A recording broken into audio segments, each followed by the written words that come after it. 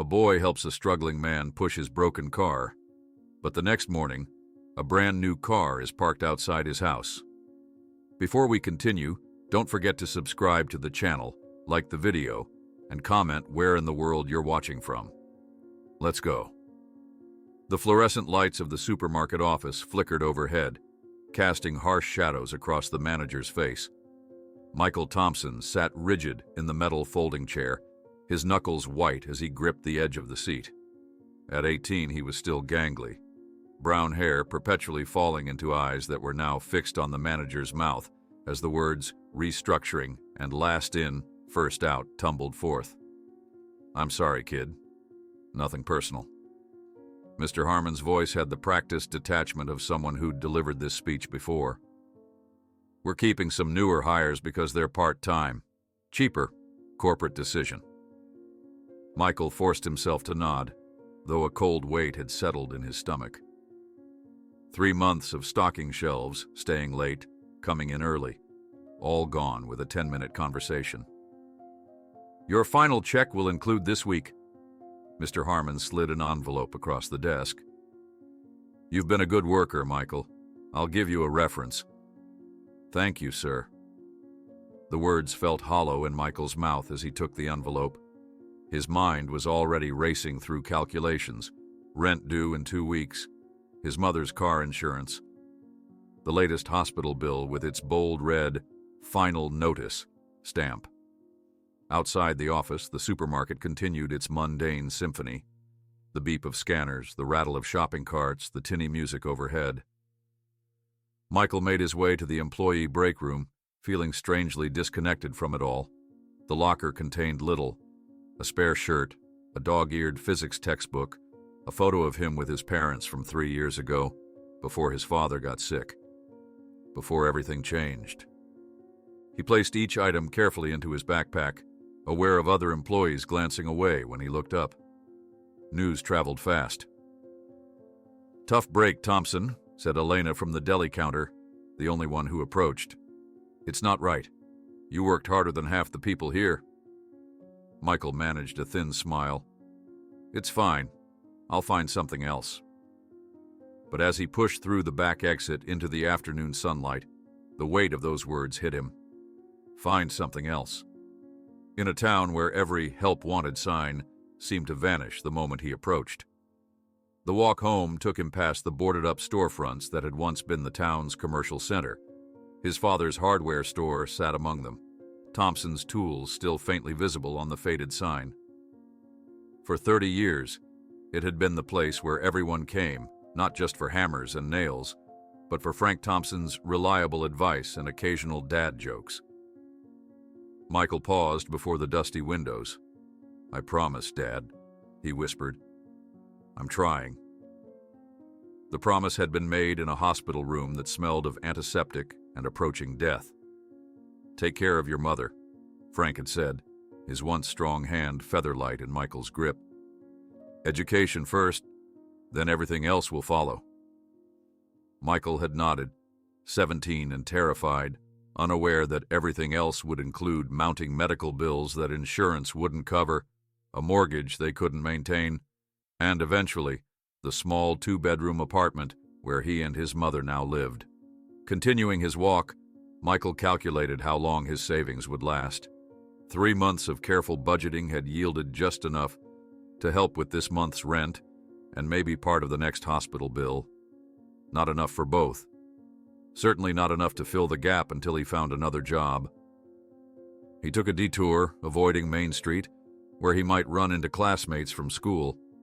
Most of them were preparing college applications, debating which universities to consider, planning futures unburdened by financial ruin. Michael had the grades for college, better than most, but his plans extended only as far as the community college's partial scholarship and whatever hours he could pick up between classes. The apartment building came into view, a 3-story structure with peeling paint and a front door that never quite closed properly. Michael slipped inside and quickly hid his box of belongings behind the frayed sofa before his mother could see it. He had just started heating leftover pasta when he heard the key in the lock. Susan Thompson entered, Her nurse's aide uniform wrinkled from a 12-hour shift, dark circles under eyes that remained kind despite everything. "Hey, sweetheart." She smiled tiredly, hanging her purse on the hook by the door. "How was work?" Michael focused on stirring the pasta sauce. "Fine. Just the usual. How about you?" "Mrs. Abernathy finally let me change her dressing without a fight," Susan said, washing her hands at the sink. "Small victories." They ate at the small table wedged between the refrigerator and wall, Susan recounting patient stories, while Michael nodded at appropriate intervals, fabricating details about his day when necessary. After dinner, she pulled out a stack of envelopes from her purse. "The landlord left another notice," she said quietly. "And 2 more from the hospital. I don't know how they expect people to pay these amounts." Michael took the bills, examining the numbers that never seemed to decrease despite their payments. "Don't worry about it, Mom. We'll figure it out." "You shouldn't have to figure it out. You should be worrying about college applications and prom, not—" She gestured to the bills, her voice catching. "It's okay," Michael assured her, gathering their plates.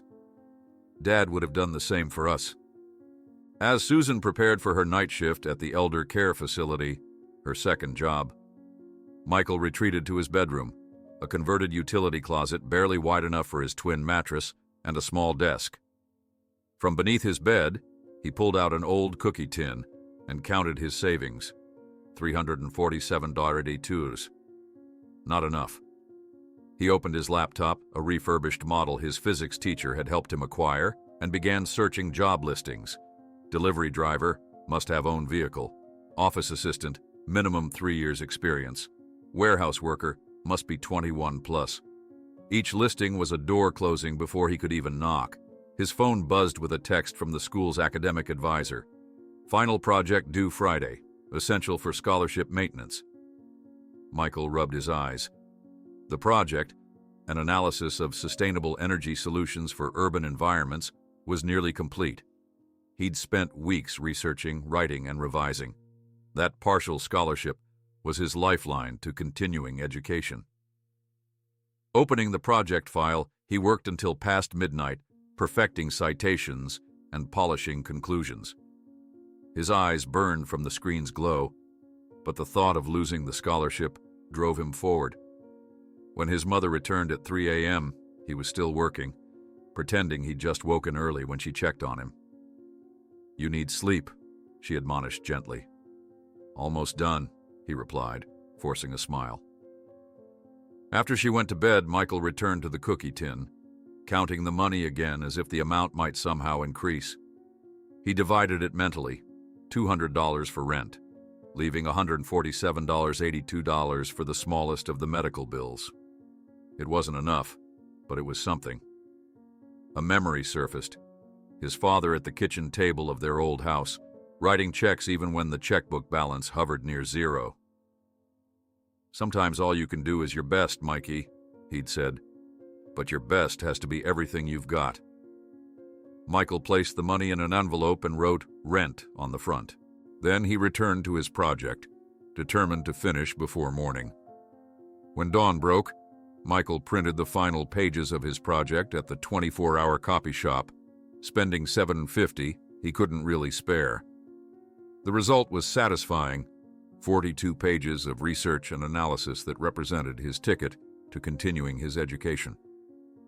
Carefully sliding the project into a plastic folder, he packed it into his backpack, along with his savings. Tomorrow he would turn in the project and then begin searching for a new job in person. Something would turn up. It had to.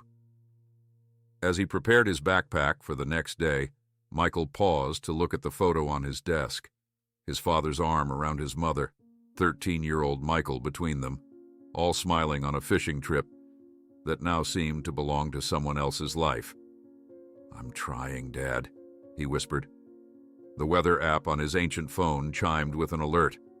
Michael glanced at the screen, frowning at the forecast.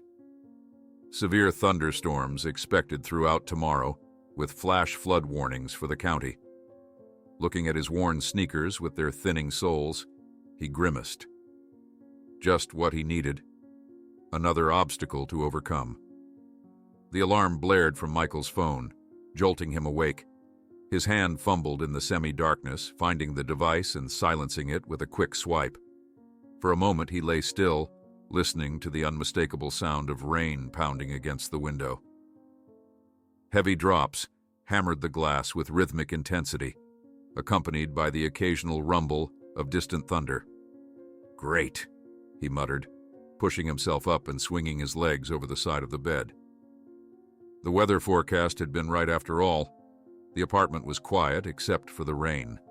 His mother had already left for her morning shift at the hospital cafeteria, the first of her 3 jobs for the day. On the kitchen counter, he found a hastily scribbled note. "Don't forget to check the mail for those notices. Love you, Mom." Michael folded the note and slipped it into his pocket. More bills, more reminders of what they couldn't afford. He'd deal with that after school, after submitting his project, one problem at a time. He pulled on jeans that had grown thin at the knees and a faded blue t-shirt. From the hook behind his door, he grabbed his red hoodie, the one his father had given him for his 16th birthday. It wasn't waterproof, but it was the best he had. The hood would at least keep his head somewhat dry. The kitchen clock read 7:15 a.m.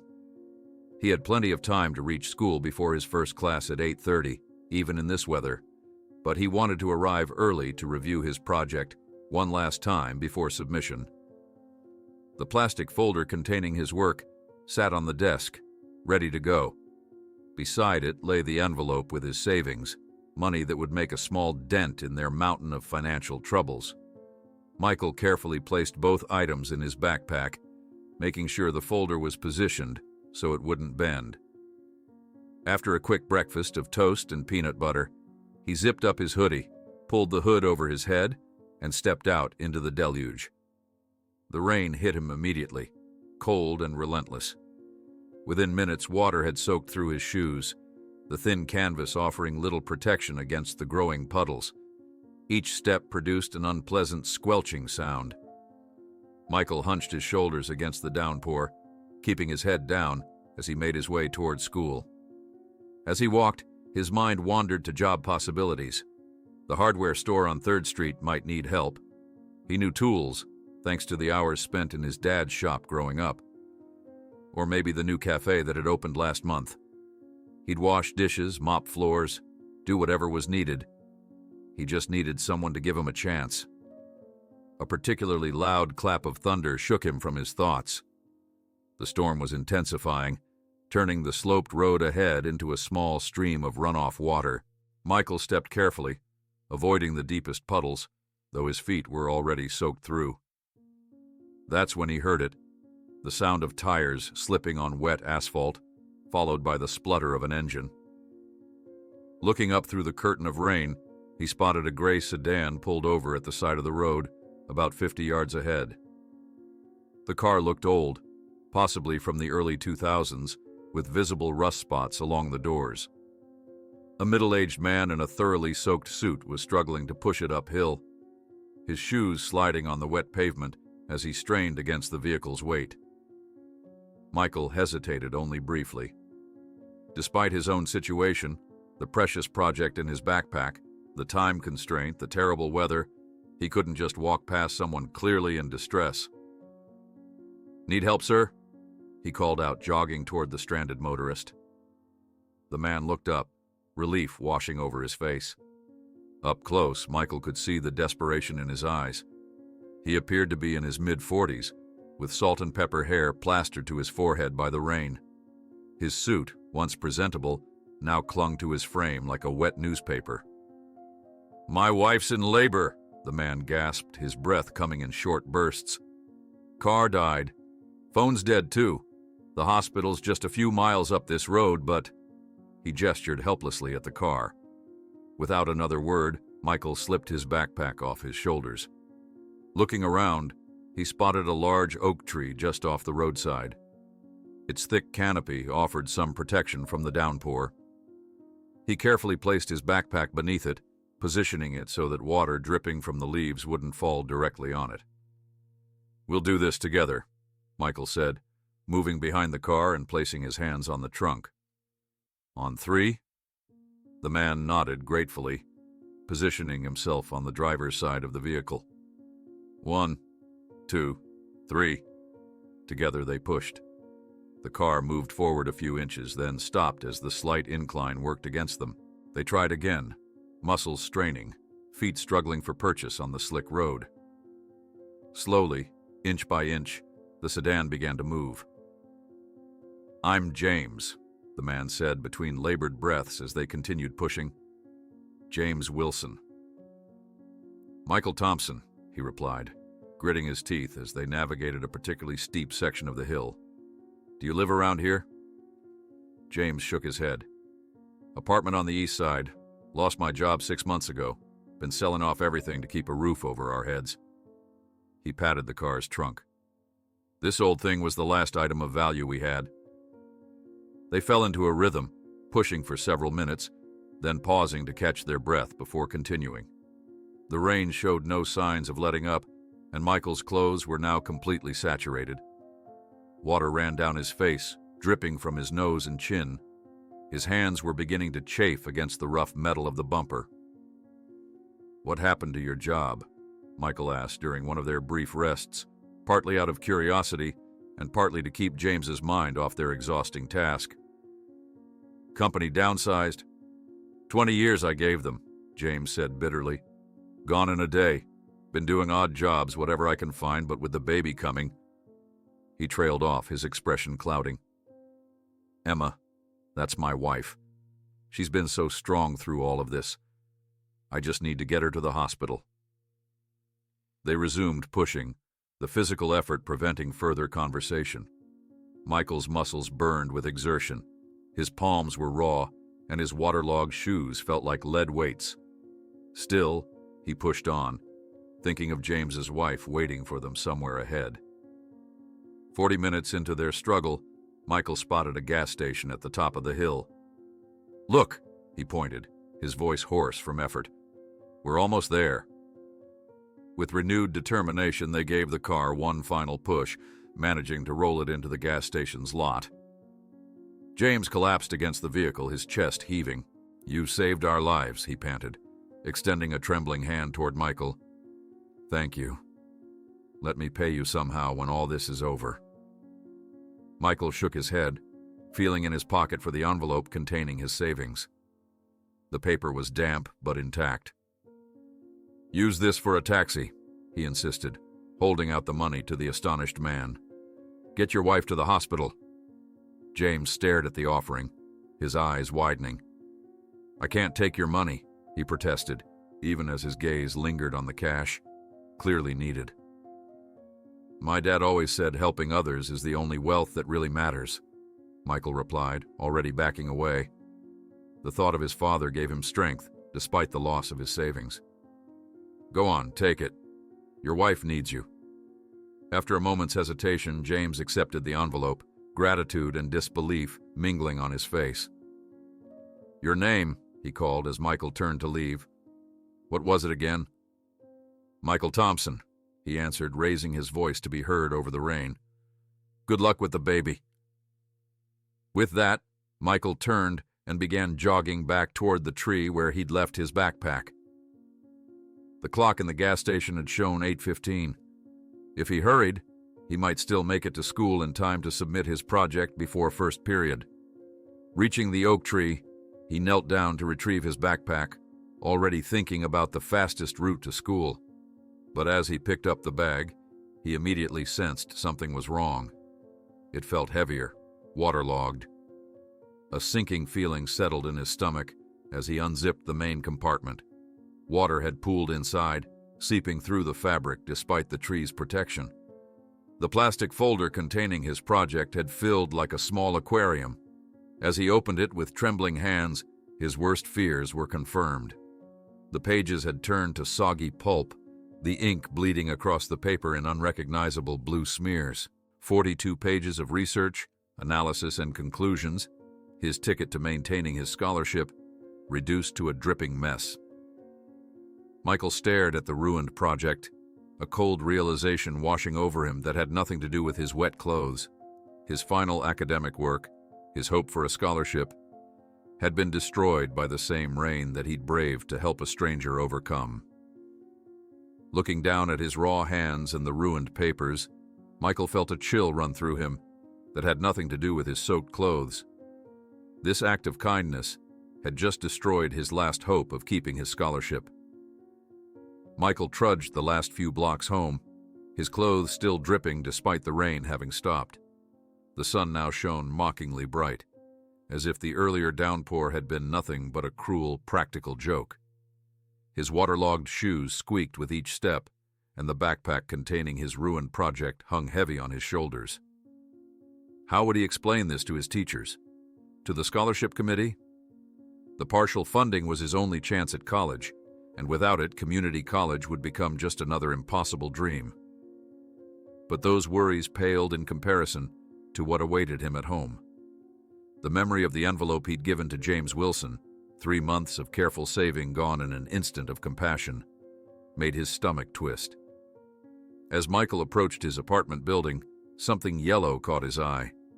A paper was being slid under the front door by a hand that quickly withdrew. Michael broke into a run, reaching the entrance just as a man in a crisp uniform was walking away.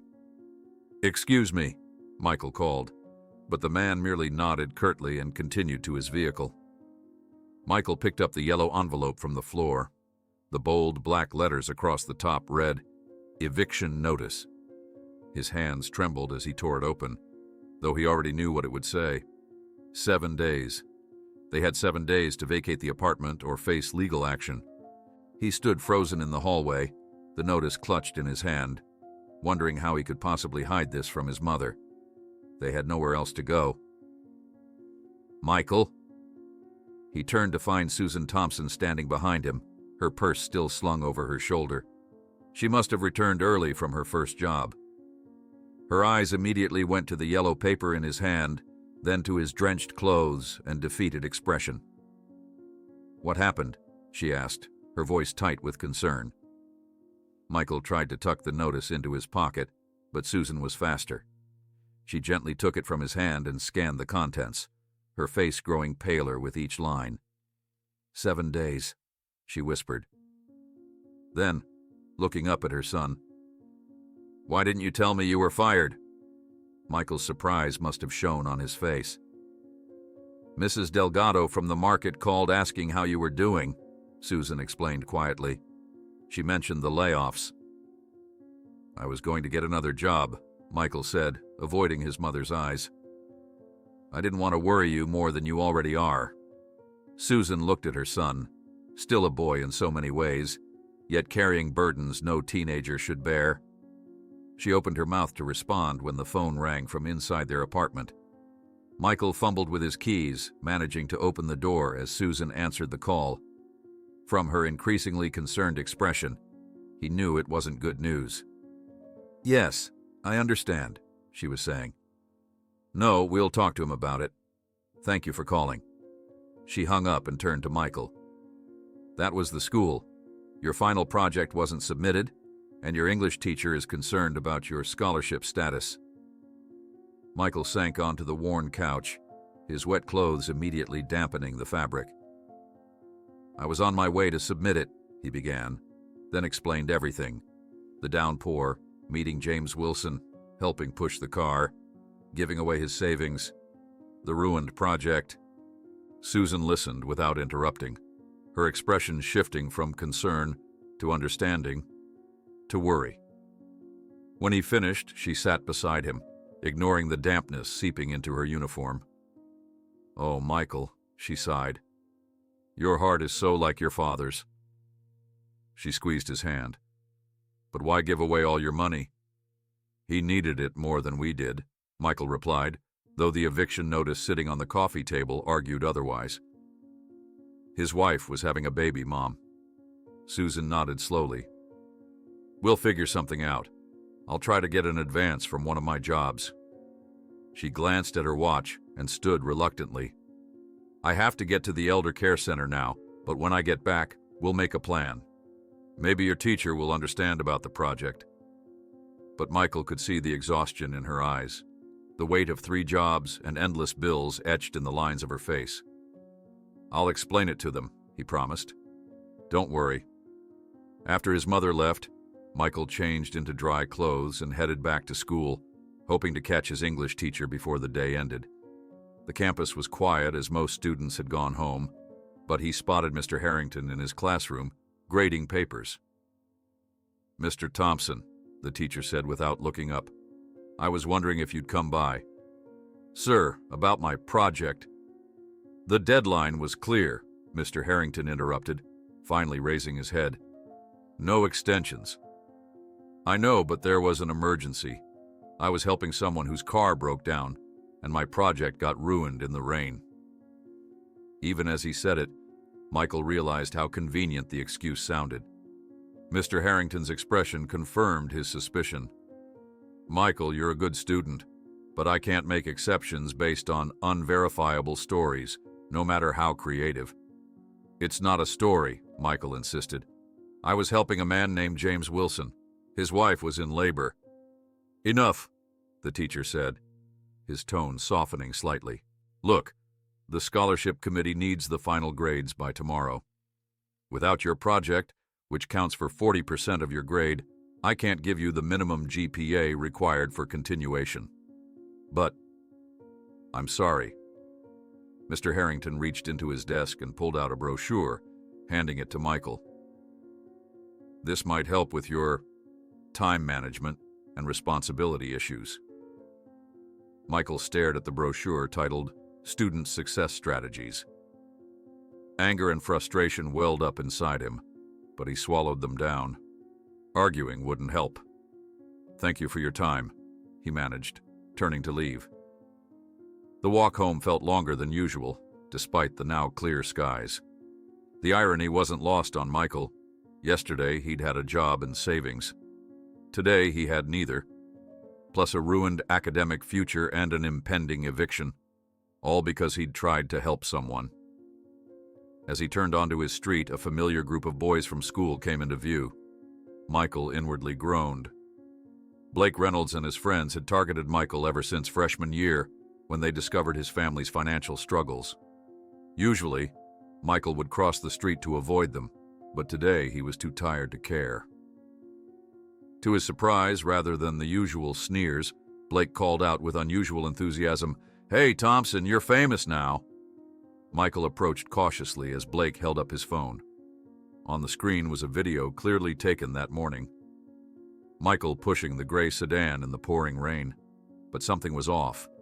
The clip had been edited, cutting out James Wilson entirely, making it appear as if Michael was alone with the car. The caption below read, "Car thief caught in the act. Share if you know this guy." "What?" "That's not what happened," Michael protested, reaching for the phone. "I was helping someone whose car broke down." Blake pulled the phone away, laughing. "Sure you were. That's why there's nobody else in the video, right? This thing's going viral, Thompson. You're up to like 5,000 shares already." "Delete it," Michael demanded. "You're making it look like I was stealing that car." "Or what?" Blake stepped closer, his friends forming a semicircle around Michael. "You'll steal my phone too?" The first shove caught Michael off guard, sending him stumbling backward. As he tried to regain his balance, a second push sent him sprawling onto the concrete. His cell phone flew from his pocket, landing with a sickening crack several feet away. Michael scrambled to his feet as the boys laughed. Ignoring their taunts, he rushed to retrieve his phone. The screen was completely shattered, the device unresponsive when he pressed the power button. "Look at that," Blake called. "Now he needs to steal a new phone too." Michael pocketed the broken device and walked away, the boys' laughter following him down the street. His cell phone, his only means of applying for jobs online, of checking emails from the school, of staying in contact with his mother during her late shifts, was now useless. When he finally reached his apartment building, Michael was greeted by an unexpected and unwelcome sight. His and his mother's belongings were piled haphazardly on the sidewalk. Clothes in trash bags, their small TV balanced precariously on top of Susan's sewing machine. photo albums spilling their contents onto the damp concrete. Mr. Gaines, their landlord, stood guard over the pile, arms crossed over his chest. At the sight of Michael, his face hardened. "What's going on?" Michael asked, already knowing the answer. "What's going on is I don't rent to criminals," Mr. Gaines spat. "One of the neighbors showed me that video of you stealing a car. I'm not waiting 7 days to get rid of someone like you." "I wasn't stealing anything," Michael protested. "I was helping a man push his broken-down car. His wife was having a baby." "Save your stories for someone who cares," the landlord replied. "Get your stuff and get out. I've called your mother at work. She knows." Michael stood amid their scattered belongings, the unfairness of it all threatening to overwhelm him. Everything he'd tried to do right had somehow gone catastrophically wrong. He began gathering what he could, struggling to organize the chaos of their lives now spread across the sidewalk. As he worked, a police cruiser pulled up to the curb. An officer with a stern expression approached, hand resting casually near his holster. "Michael Thompson?"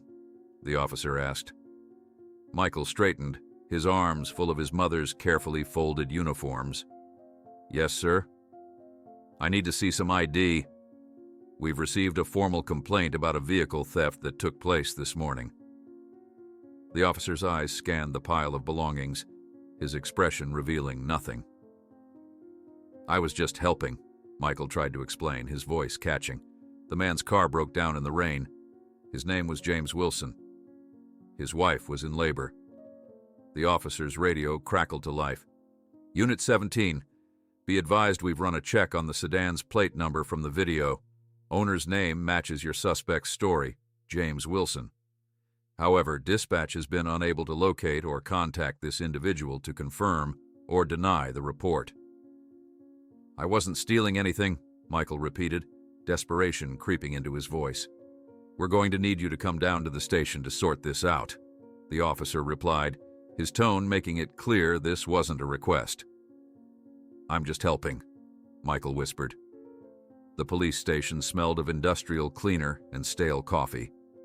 Michael sat on a cold metal bench, watching his mother fill out form after form at the front desk. The fluorescent lights buzzed overhead, making the already surreal situation feel like some strange dream. But this was no dream. The handcuffs they'd temporarily placed on him in the police car had been real enough.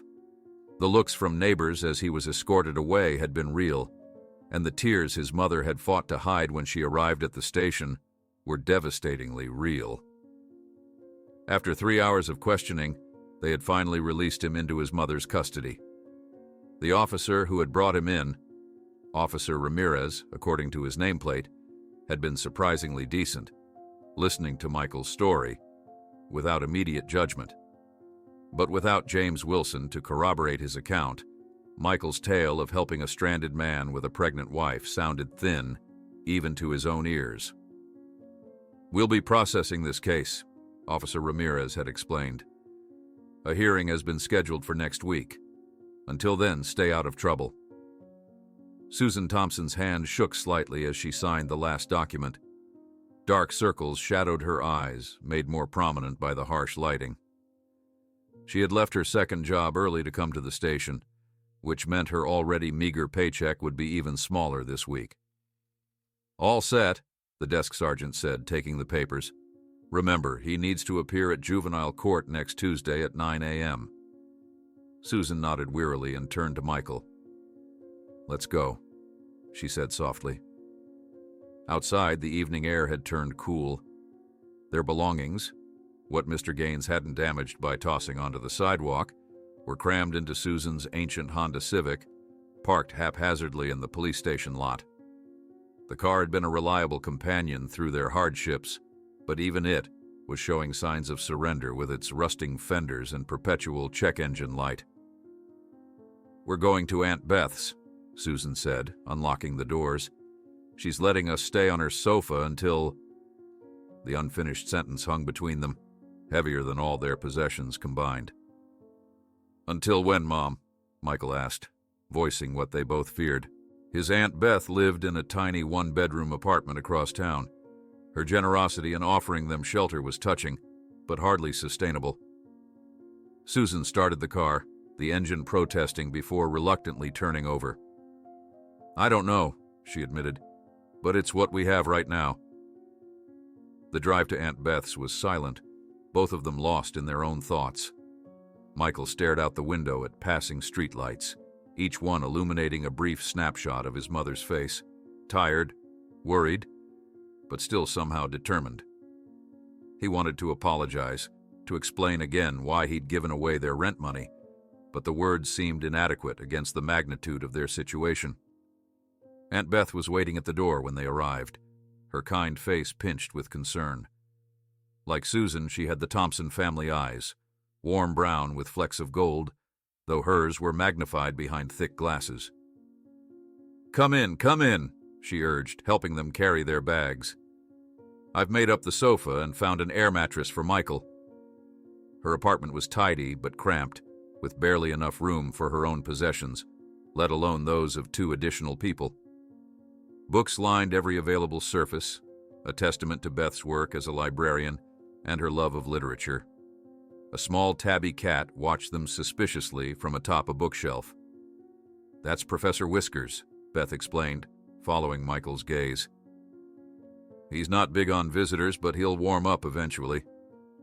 They ate a simple dinner of soup and sandwiches, Beth chattering about neighborhood news in an obvious attempt to distract them from their troubles. Michael appreciated the effort, though food tasted like cardboard in his mouth. After helping with dishes, he excused himself to set up the air mattress in the small space between the coffee table and the television stand. Sleep was elusive that night.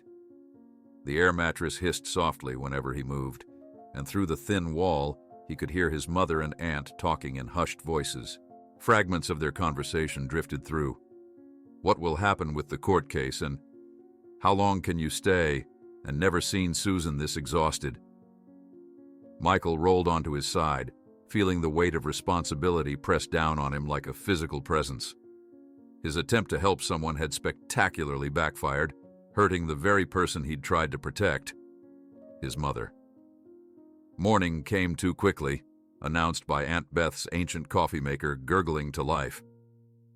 Michael rose stiffly from the air mattress, folding his blankets neatly before anyone else woke. He had school today, though the thought of facing his classmates after yesterday's video made his stomach churn. Susan emerged from Beth's bedroom, already dressed in her hospital cafeteria uniform. She looked as if she hadn't slept at all. "I made coffee," Michael offered, holding out a chipped mug. She accepted it with a grateful smile. "You should probably stay home today," she suggested, "after everything that's happened." "I can't miss any more classes," Michael interrupted gently. "Not if there's any chance of salvaging my grades." Susan nodded, understanding. Education had always been non-negotiable in their household, a value Frank Thompson had instilled deeply. "Be careful," was all she said. Michael arrived at school 20 minutes early, hoping to avoid the crowds. The strategy proved effective until second period, when a secretary appeared at the classroom door with a note. "Michael Thompson, please come to the principal's office immediately." The walk down the empty corridor felt like a journey to the gallows. Students in classrooms turned to watch him pass, whispers following in his wake. Clearly, Blake's edited video had made the rounds. Principal Winters was waiting, his typically jovial face unusually serious. Beside him sat Mrs. Carter, the scholarship coordinator. "Michael, please sit down." Principal Winters gestured to the chair opposite his desk. "I'm afraid we need to discuss some concerning developments." For the next 15 minutes, Michael listened as they outlined the school's position. The video circulating online, regardless of context, had triggered the school's behavior policy regarding illegal activities. Until the legal situation was resolved, Michael would be suspended. "But what about my classes? My grades?" Michael asked, panic rising in his throat. Mrs. Carter cleared her throat. "I'm sorry, Michael, but the scholarship committee has made their decision. Without your final project, and with this suspension on your record, You no longer qualify for continuation of the partial scholarship. The words hit like physical blows. No scholarship meant no community college. No college meant no path out of their financial situation. "This is a mistake," Michael said, his voice barely above a whisper. "I was helping someone. His wife was having a baby. I wasn't stealing anything." Principal Winters sighed. "We want to believe you, Michael. You've been an exemplary student. But without corroboration and with the video evidence—" "Evidence that was edited," Michael protested. "Blake Reynolds took that video and cut out the part showing Mr. Wilson." "We've spoken to Blake and his parents," Mrs. Carter said. "They insist the video hasn't been altered."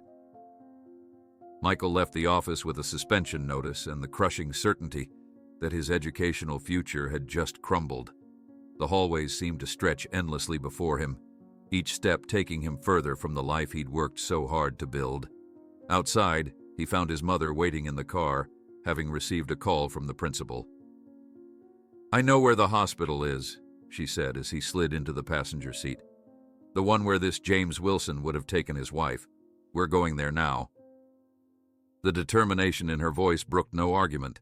20 minutes later, they pulled into the parking lot of Mercy General Hospital, the largest medical facility in the county. Inside, Susan approached the information desk with the confidence of someone who worked in healthcare.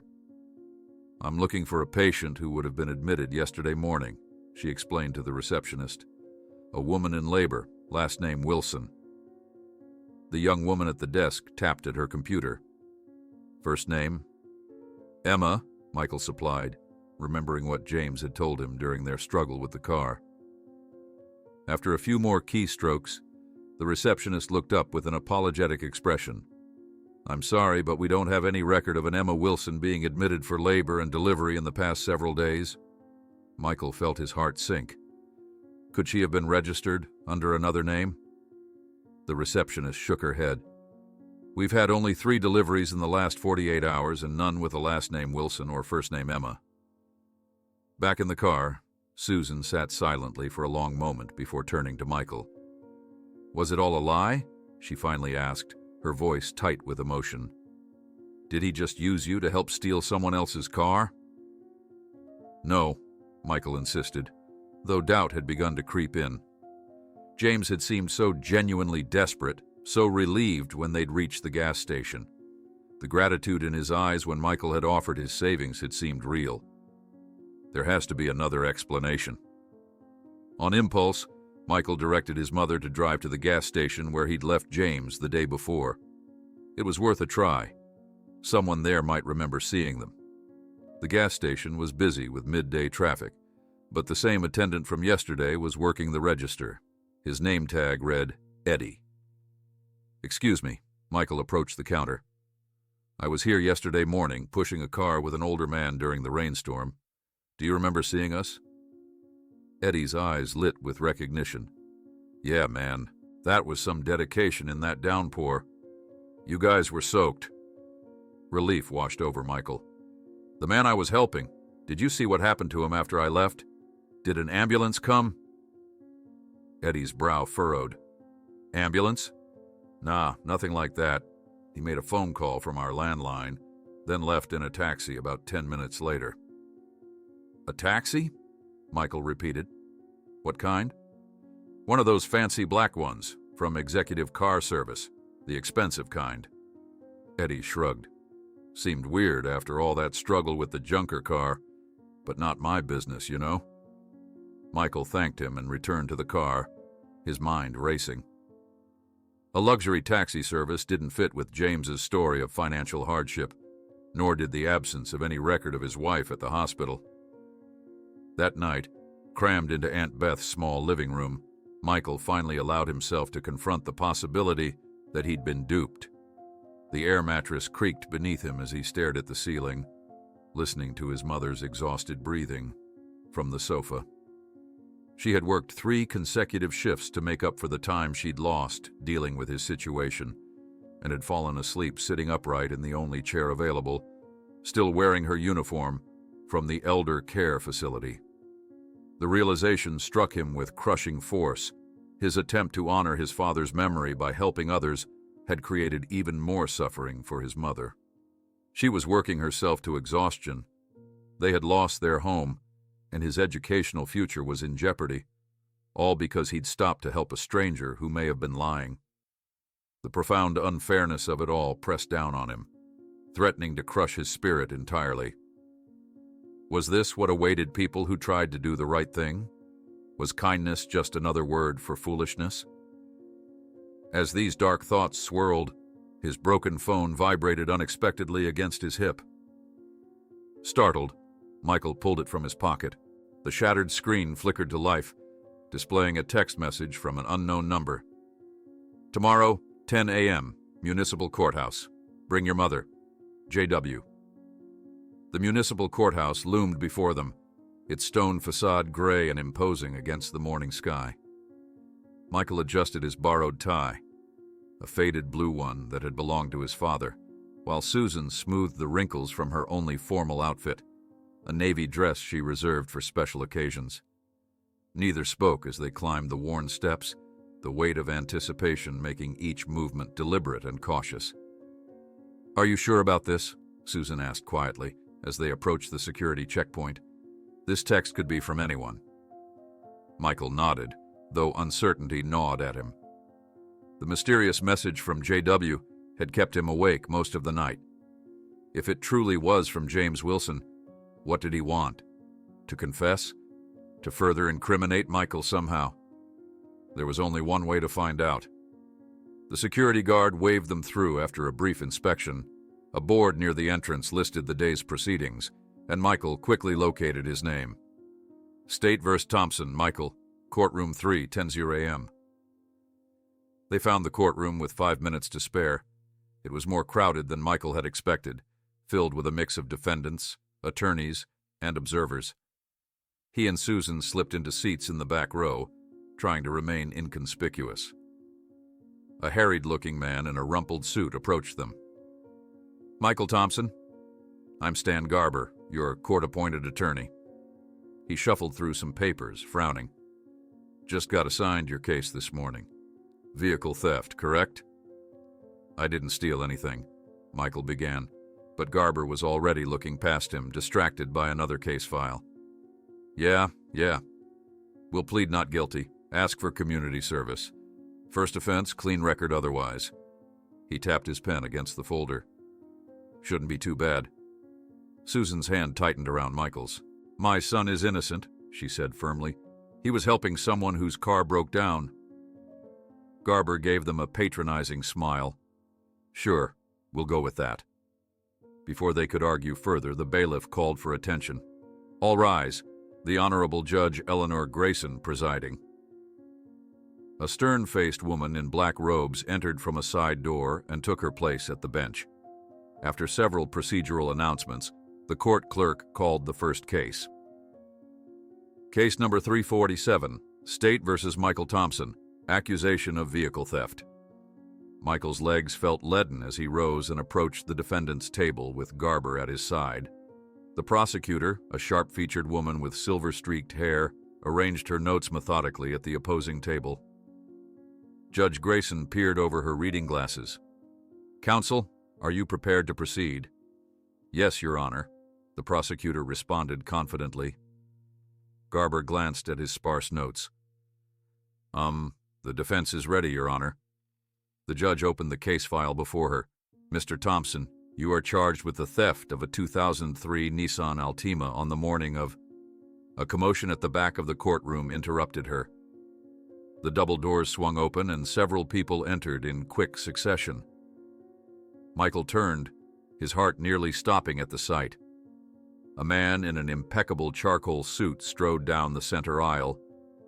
Behind him came a petite woman, cradling a newborn, and trailing them were 3 attorneys carrying bulging briefcases. The man's confident gait and salt-and-pepper hair were instantly recognizable. James Wilson, though looking vastly different from the desperate, rain-soaked figure Michael had helped. "Your Honor, I apologize for the interruption," James announced, his voice clear and authoritative. "I am James Wilson, and I'm here to request the immediate withdrawal of all charges against Michael Thompson." The courtroom erupted in murmurs. Judge Grayson banged her gavel for silence. "Mr. Wilson, this is highly irregular. If you have information pertinent to this case, you should have contacted the district attorney's office." "My apologies, Your Honor," James replied smoothly. "Time constraints made that impossible. I only learned of these proceedings late yesterday." The judge's expression remained stern, but she gestured for him to approach the bench. James and the prosecutor engaged in a hushed conversation with Judge Grayson, while Michael stood frozen, unable to process the sudden turn of events. After several minutes, the judge addressed the courtroom. "It appears we have new information. Mr. Wilson claims to be the rightful owner of the vehicle in question and insists no theft occurred." She nodded to James, who turned to face the room. "Your Honor, if I may explain the circumstances," James began. "My company was undergoing a financial audit that temporarily froze my accounts. During this period, I was using an older vehicle I had kept in storage." He gestured to the woman with the baby.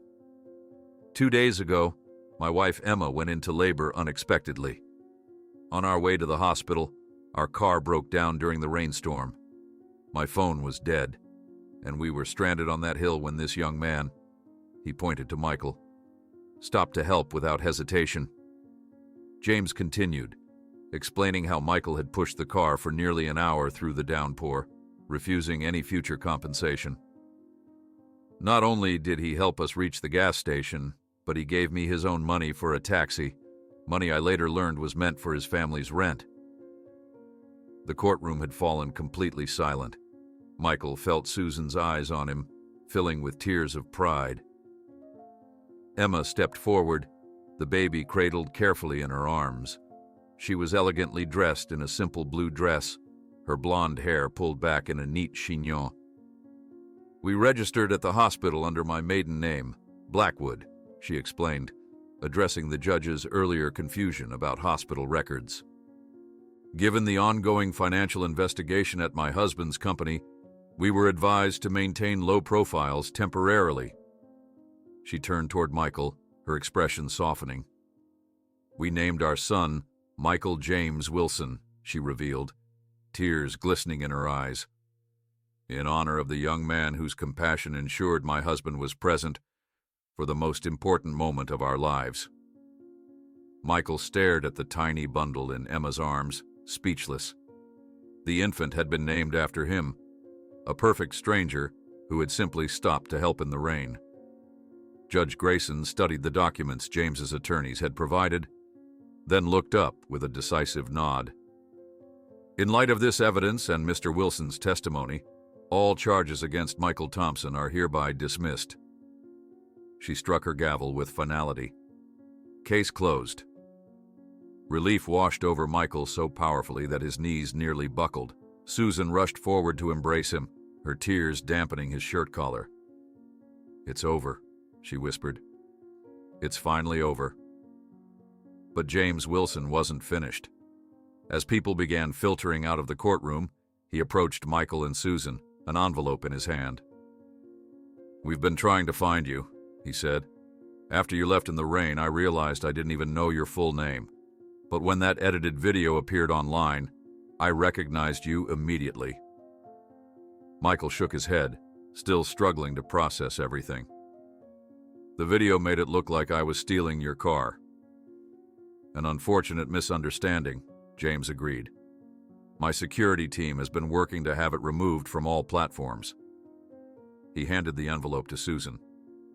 "We investigated your situation," he explained gently. "All medical debts in Frank Thompson's name have been paid in full." Susan's hand trembled as she accepted the envelope. "How did you know about my husband?" "I have resources," James said simply. "There's more. We've purchased a house in your name, 10 minutes from Michael's school. And there's a complete college fund waiting for him when he's ready." Susan opened the envelope with shaking fingers. Inside were property deeds, bank statements, and education fund documents, All legitimate, all in their name. She let out a small, choked sob, clutching the papers to her chest. "This is too much," she protested weakly.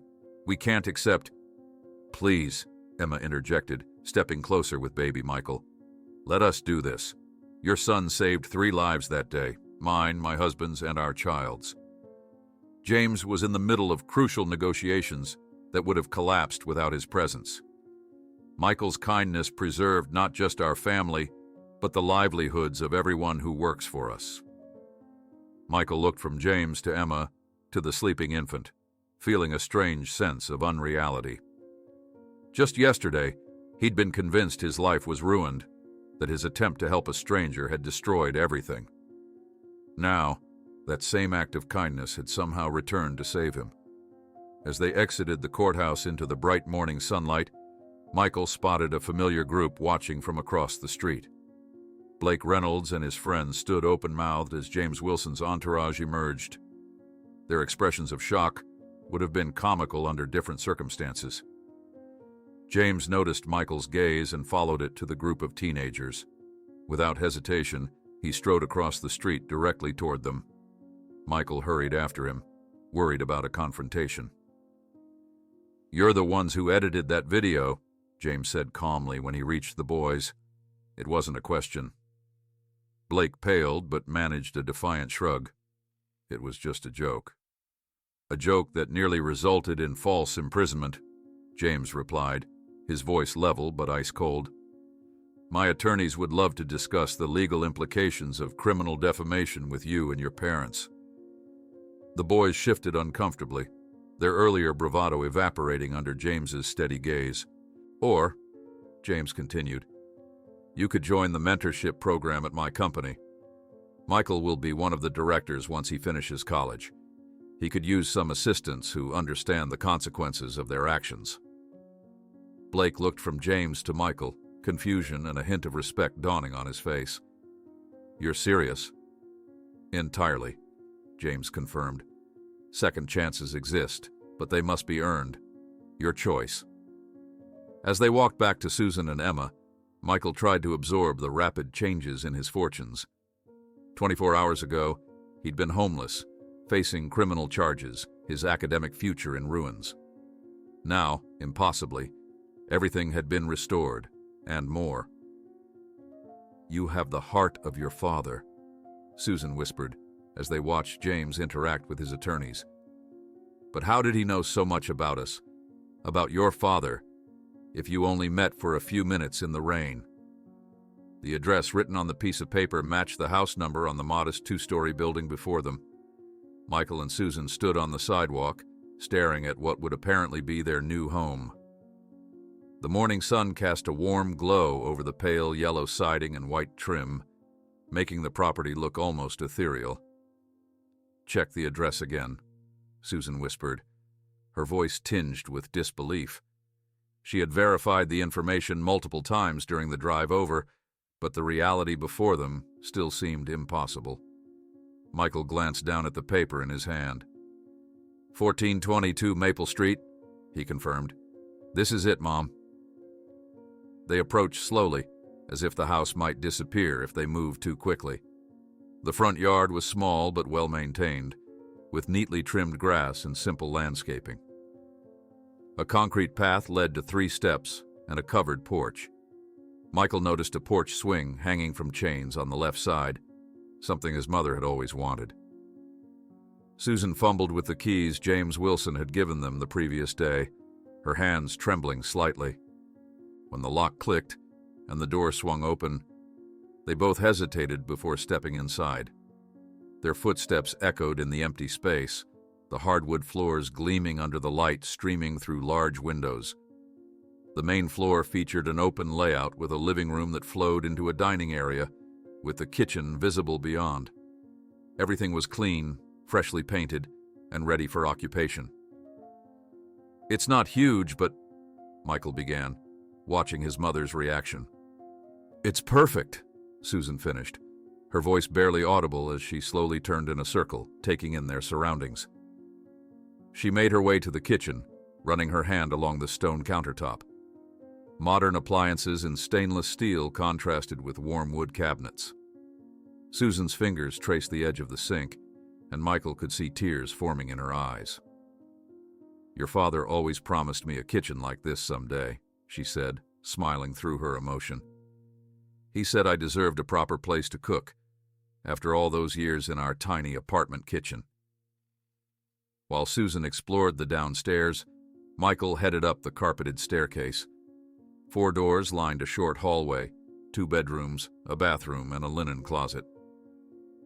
He pushed open the first bedroom door and stopped short. Unlike the rest of the empty house, this room contained a piece of furniture, a beautiful oak desk positioned beneath a window overlooking the backyard. A note sat atop it, handwritten on heavy stationery. Michael picked it up and read, "For the future director, J.W." The desk was clearly custom-made, with built-in shelving on one side and drawers on the other. The surface was spacious enough for books, a computer, and still have room for writing. Michael ran his fingers over the smooth wood, marveling at the craftsmanship. The second bedroom was slightly larger, obviously intended as the master. Michael could already imagine his mother's few possessions arranged here, her quilts on the bed, her collection of family photos on the dresser they would eventually acquire. When he returned downstairs, he found Susan standing in the center of the living room, looking simultaneously overwhelmed and overjoyed. "I keep thinking I'm going to wake up," she admitted. "That none of this is real." "It's real, Mom," Michael assured her, showing her the note from the desk. "It's really happening." The next morning found them at First National Bank, seated across from a manager who had been expecting them. The man, Mr. Calloway, according to his nameplate, wore a perpetual expression of pleasant surprise, as if their very existence was remarkable. "Mr. Wilson's team has arranged everything," he explained, sliding folders across his polished desk. "The medical debts have been paid in full. We received confirmation from the hospital this morning, and here are the details of your accounts." Susan opened the first folder with reverent care. Inside were statements showing 0 balances on all of Frank Thompson's medical bills, the financial burden that had crushed them for the past 2 years, erased as if it had never existed. The second folder contained information about a checking account in Susan's name, with enough funds to cover several months of living expenses, and details of a trust for household maintenance. The third folder, labeled with Michael's name, contained documentation for an education fund that would cover full tuition, room, and board at virtually any university in the country.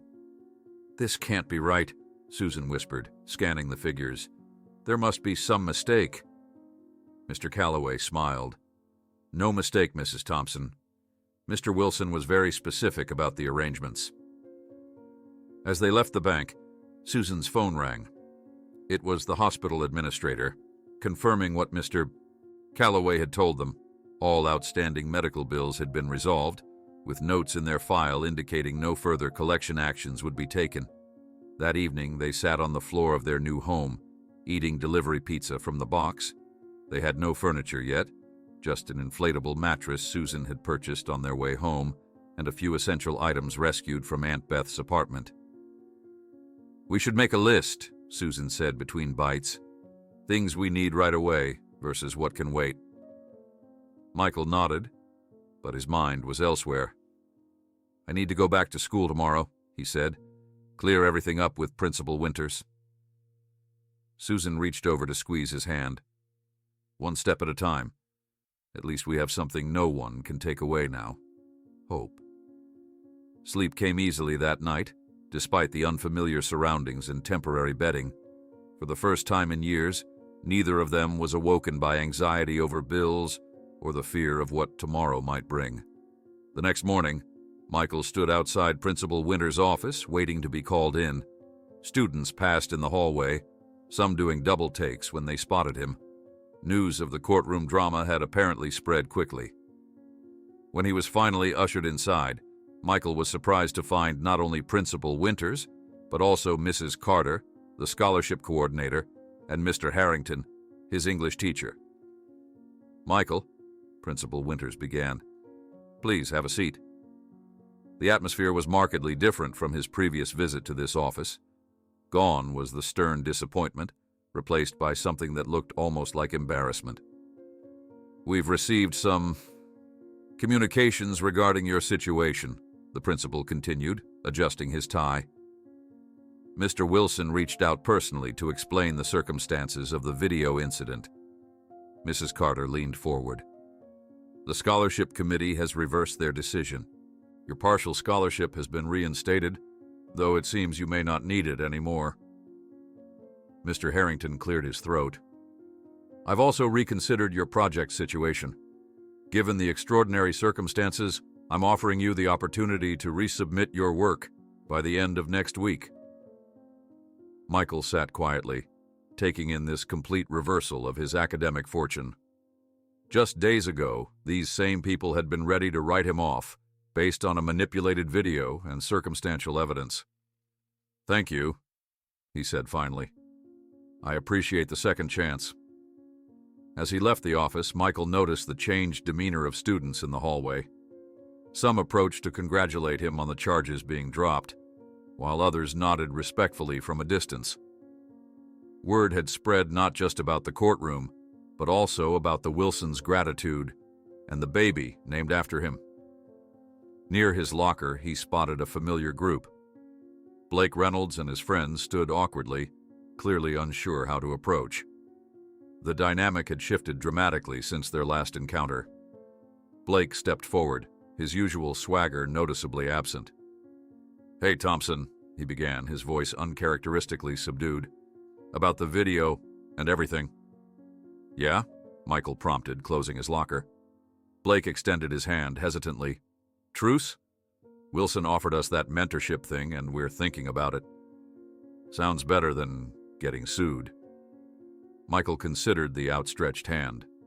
A week ago, this would have seemed impossible, his longtime tormentor seeking reconciliation. He thought about his father's words about forgiveness being another form of freedom. After a moment, he accepted the handshake. "Truce," he agreed. "Just don't expect me to do your work for you if you join the program." After school, a sleek black car waited outside. The driver, a professional-looking woman in a dark suit, opened the rear door as Michael approached. "Mr. Thompson, Mr. Wilson sent me to bring you to the company offices." The headquarters of Wilson Enterprises occupied the top floors of a downtown glass tower that Michael had passed countless times, but never entered. As the elevator climbed, his stomach fluttered with a mixture of excitement and nervousness. The doors opened onto a reception area decorated in muted blues and grays, with the company logo, a stylized W within a circle, prominently displayed on the wall. A receptionist smiled at him. "Michael Thompson, Mr. Wilson is expecting you. Please follow me." She led him through a series of hallways until they reached a corner office with glass walls offering a panoramic view of the city. James Wilson stood when they entered, coming around his desk to greet Michael with a warm handshake. "Welcome to Wilson Enterprises," he said, gesturing to a chair. "What do you think?" Michael took in the modern office space, the bustling employees visible through the glass walls, the air of purposeful energy. "It's impressive," he admitted. "I didn't even know this company existed until now." James smiled. "We keep a relatively low profile.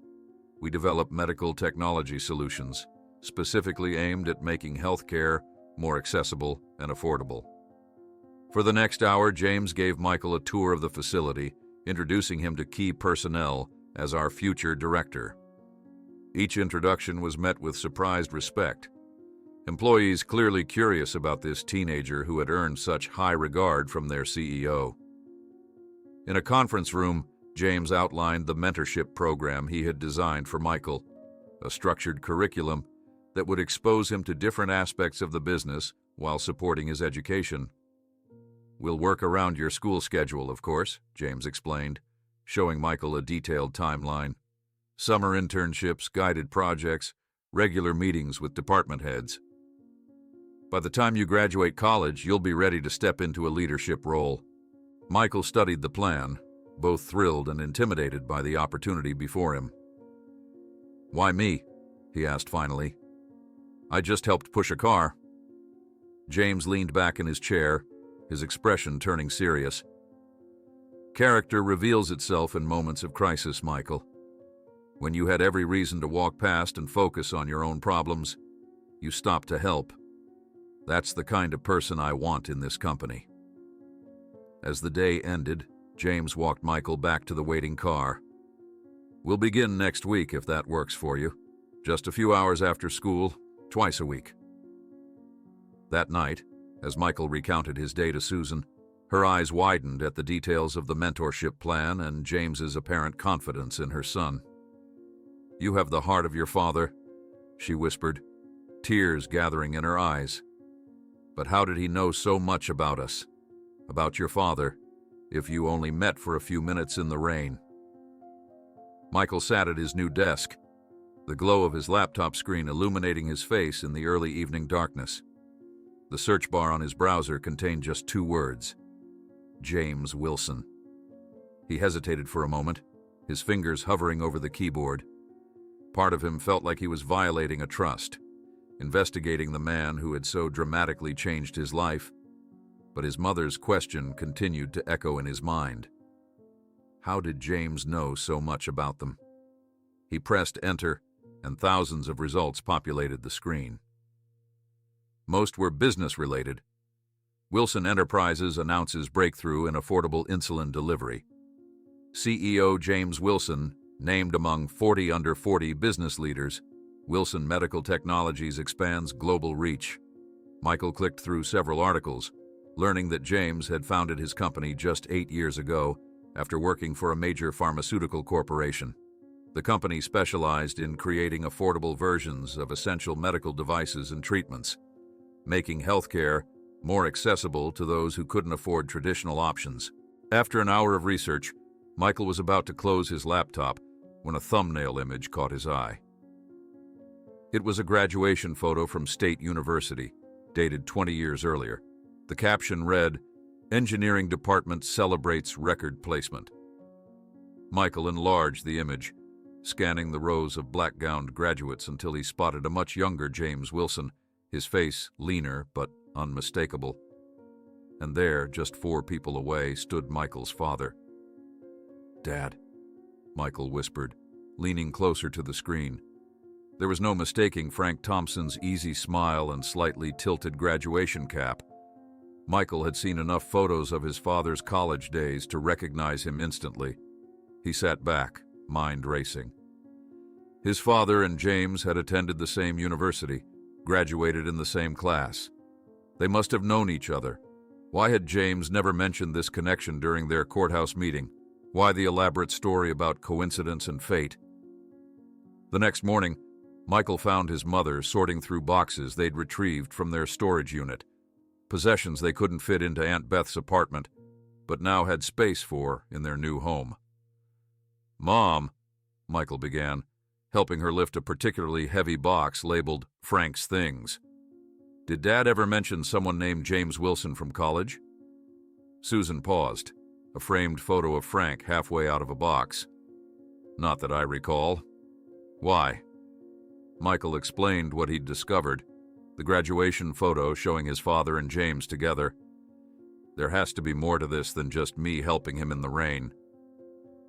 Susan considered this, then moved to a corner where several unmarked boxes had been stacked. "These are your father's personal items from his office at the hardware store. We packed them away after. I couldn't bear to go through them then." Together they opened the dusty cardboard boxes. Inside were Frank Thompson's life in fragments. Business records, old catalogs, fishing licenses, family photos. In the third box, buried beneath a stack of yearbooks, they found a leather-bound album with State University 1997-2001 embossed on the cover. Susan handed it to Michael. "If there's any connection, it might be in here." Michael carefully turned the pages, moving through his father's college years chronologically. There were photos of dorm life, sporting events, study groups. On page 23, he found what he was looking for, a group photo of the engineering club. His father stood in the back row, arms slung casually over the shoulder of a young man Michael immediately recognized as James Wilson. They knew each other, Susan said softly, peering over Michael's shoulder. The next day, Michael arrived at Wilson Enterprises for his scheduled mentorship session. The receptionist directed him to the company cafe on the top floor, where James was waiting with 2 cups of coffee. "I got you hot chocolate instead," James smiled, pushing one of the mugs toward Michael. "Caffeine isn't great for someone your age." Michael accepted the drink but remained standing, the graduation photo burning a hole in his backpack. "I need to ask you something." James's smile faltered slightly. "Of course. You knew my father, didn't you? From college. You were in engineering club together." A long silence stretched between them. Finally, James gestured to the chair opposite him. "Please, sit down." Once Michael was seated, James took a deep breath. "Yes, I knew your father. Frank Thompson was one of the best men I've ever known." "Then why didn't you tell me?" Michael demanded, trying to keep his voice level. "Why make up that story about coincidence?" James stared into his coffee. "Because the truth is more complicated, and I didn't want to burden you with it immediately." He looked up, meeting Michael's gaze. 23 years ago, your father saved my life." Michael sat back, stunned. "We were driving back from an engineering competition," James continued. "It was raining, much like the day you helped me. Our car hit a patch of black ice, spun out, and crashed into a guardrail. The impact wasn't severe, but we were stranded on a rural road with no cell phones. They weren't common back then." James paused, seeming lost in the memory. "Frank managed to flag down a passing car. The driver could only take one of us to the nearest town. Frank insisted I go. I had a severe cut on my arm that needed attention. He gave me money for a taxi to the hospital." "He never told me that story," Michael said quietly. "That was Frank," James smiled sadly. "Humble to a fault. He never mentioned it again, even when I tried to repay him. Just said, help someone else someday, that's payment enough." Michael absorbed this information, pieces falling into place. "So when you saw me in the rain, I didn't know who you were at first," James explained. "But something about you reminded me of Frank, the way you instantly offered help without hesitation. When you mentioned your name was Thompson, I wondered. Then when you quoted your father about helping others being the only wealth that matters. Those were almost the exact words Frank said to me that day. After you left, I tried to find you, but in the confusion with Emma and the baby, I lost track. It was only when that video appeared online that I could locate you. By then, I'd confirmed through some research that you were indeed Frank's son." Michael sat quietly, processing everything James had told him. "Why didn't you just come forward immediately?" "I wanted to approach your family for years after Frank passed," James admitted. "But I was traveling extensively, building the company. When I finally had time to look, you'd moved from your old address. The trail went cold." He paused. Perhaps part of me was also ashamed it had taken so long. 2 days later, Michael attended his first official meeting as an intern at Wilson Enterprises. James introduced him to the executive team, describing him as someone with exceptional problem-solving skills and character. Michael observed carefully as James led the meeting, noting his leadership style, how he listened to every opinion, acknowledged contributions, and made decisions with both confidence and humility. It reminded him with a pang of how his father had run the hardware store, treating every employee with respect regardless of position. After work, Susan met Michael for dinner at a small restaurant near their new home. For the first time in years, she looked rested. She had reduced her workload to just one job, as a patient care coordinator at Mercy Hospital, a position James had helped secure through his connections. "I visited your father today," she said softly as they waited for their food. "The cemetery looked beautiful. All the spring flowers are blooming." Michael nodded, a lump forming in his throat. Without the crushing weight of debt and survival hanging over them, they could finally process their grief properly. I cleaned his headstone, Susan continued, placed fresh flowers, told him about everything that's happened. Her eyes shimmered with unshed tears. I think he would be proud of you. The following weekend, James invited them to dinner at his home, a spacious but tasteful house in the suburbs. Emma greeted them warmly at the door, baby Michael cradled in her arms. Would you like to hold him? She asked Michael, offering the infant before he could respond. Carefully, he took the baby, surprised by how natural it felt. Little Michael James gazed up at him with curious eyes, then reached out a tiny hand. When the baby's fingers wrapped around Michael's thumb in a surprisingly strong grip, an unexpected emotion washed over him, a connection he couldn't explain. He likes you, Emma smiled. He doesn't take to strangers easily. During dinner, James described a special project his company was developing, portable insulin pumps that would cost a fraction of current models. The technology exists, James explained passionately. The problem is profit margins. Most medical companies want 300% returns on investment. We're aiming for 15%, just enough to sustain operations and fund new research. Couldn't you reach more people if you lowered costs further? Michael asked, thinking of his father's mountain of medical bills.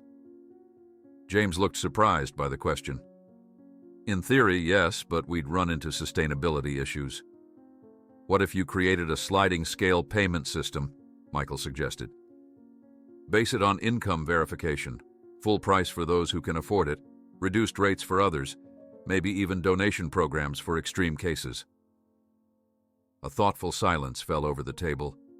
James exchanged glances with Emma. That's actually brilliant, James said finally. We'd need to restructure some financials, but with the right implementation... He shook his head, smiling. See why I want him as a director someday? Later that evening, after returning home, Susan was organizing their growing collection of family photos on a shelf when she froze, staring at something in her hand. Michael, look at this, she called, her voice strange. It was a small yellowed note written in his father's distinctive handwriting that had fallen from between two photo albums. One day, I'll repay the favor to JW. Until then, keep helping others. That's how we change the world. As Michael studied the note, his phone chimed with a news alert. Opening it, he felt the blood drain from his face. The headline screamed, Wilson Enterprises under investigation for fraud. CEO James Wilson, named as primary suspect. And there, further down in the article, his own name appeared. Unnamed sources cite recent beneficiary Michael Thompson as favored accomplice in alleged scheme. Michael stared at his phone screen, the harsh blue light illuminating his face in the darkened living room. He refreshed the news page, hoping the headline would somehow change, but the bold text remained unaltered. Wilson Enterprises under investigation for fraud. CEO James Wilson named as primary suspect. The accompanying photo showed James being escorted from his office building, his face partially obscured as he ducked away from cameras. Michael scrolled further, his heart pounding when he found his own name. Unnamed sources cite recent beneficiary Michael Thompson as favored accomplice in alleged scheme. Mom, he called, his voice cracking. You need to see this. Susan hurried from the kitchen, wiping her hands on a dish towel. Her expression shifted from curiosity to horror as she read the article over Michael's shoulder. This can't be right, she whispered. After everything he's done for us. As if on cue, the television in the corner, which had been playing quietly in the background, switched to a breaking news segment. A serious-faced anchor appeared, with James's company logo displayed beside her. Wilson Enterprises, the medical technology firm known for its affordable healthcare solutions, is under federal investigation tonight, following allegations of financial irregularities. CEO James Wilson has been questioned by authorities regarding what whistleblowers describe as systematic fraud and misappropriation of investor funds. The screen changed to show their new house, sending a chill through Michael. Sources close to the investigation point to unusual financial gifts made to the Thompson family, including property and education funds, as potential evidence of money laundering operations. "Turn it off," Susan said, her face pale. Michael fumbled for the remote, plunging the room into silence. They sat together on the couch, the weight of implications crushing down on them. Everything they had received, the house, the paid medical bills, Michael's college fund, was now cast in a sinister light. "Do you think—" Susan couldn't finish the question. "No," Michael said firmly, "I don't believe it. There has to be an explanation." Sleep eluded them both that night. Michael tossed on his bed, replaying every interaction with James, searching for signs he might have missed. The man who had described his father with such genuine affection, who had created a company dedicated to affordable health care, who had named his son after Michael. Could that person be a fraud? Morning brought no clarity, only the harsh reality that their lives had once again been upended. As Susan prepared for work, her phone rang continuously with calls from friends and acquaintances, each bearing the same question. Had they known about James's alleged crimes? "Mrs. Delgado from your old job called," Susan said, setting down her coffee mug. "She saw us on the news." "On the news?" Michael echoed, disbelieving. Susan nodded grimly. "They showed pictures of us leaving the courthouse with James. They're calling us his co-conspirators." Michael's own phone had been unusually silent, a fact explained when he arrived at school and found his classmates falling quiet as he passed, their eyes following him, with a mixture of curiosity and suspicion. The fragile respect he had earned after the courtroom vindication had evaporated overnight. Between second and third periods, Principal Winter's secretary appeared at the classroom door. "Michael Thompson, please come with me." The walk to the administration office felt like a replay of his previous summons, but with an audience now watching his every move. Students peered from doorways, whispering behind cupped hands. Principal Winters was not alone in his office. A school board representative sat beside him, her expression grave. "Michael, please sit down," Principal Winters began, his tone carefully neutral. "I'm sure you're aware of the news regarding James Wilson." Michael nodded, gripping the arms of his chair. "The school board is concerned about your association with Mr. Wilson," the representative interjected. "Our institution cannot appear to condone or be connected to potentially illegal activities." "James hasn't been charged with anything," Michael pointed out. "These are just allegations." Principal Winters sighed. "Nevertheless, we must consider the school's reputation. Several parents have already called expressing concern about their children attending classes with someone they perceive as involved." "Involved in what?" Michael demanded. "I helped a man push his car up a hill." "Which led to gifts worth hundreds of thousands of dollars," the representative countered. "You must admit the circumstances are unusual." They couldn't suspend him again without cause, but the message was clear.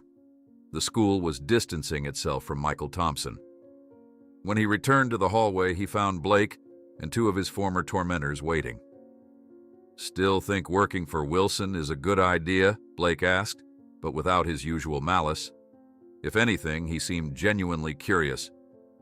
"I don't believe any of it," Michael replied. "James is a good person. There's more to this story." Blake shrugged. "My dad says rich guys always have angles. Maybe helping you was just a way to hide money from the government." The thought had already occurred to Michael, as much as he tried to dismiss it. What if his great redemption story had been nothing more than a convenient tax write-off, or worse, a money laundering scheme? After school, Michael attempted to call James, only to receive an automated message stating the number was temporarily unavailable. The company website had been replaced with a simple statement acknowledging the investigation and promising full cooperation with authorities. At home, Susan was waiting with more unwelcome news. "2 investigators came by today," she said without preamble. They were asking about how we acquired the house.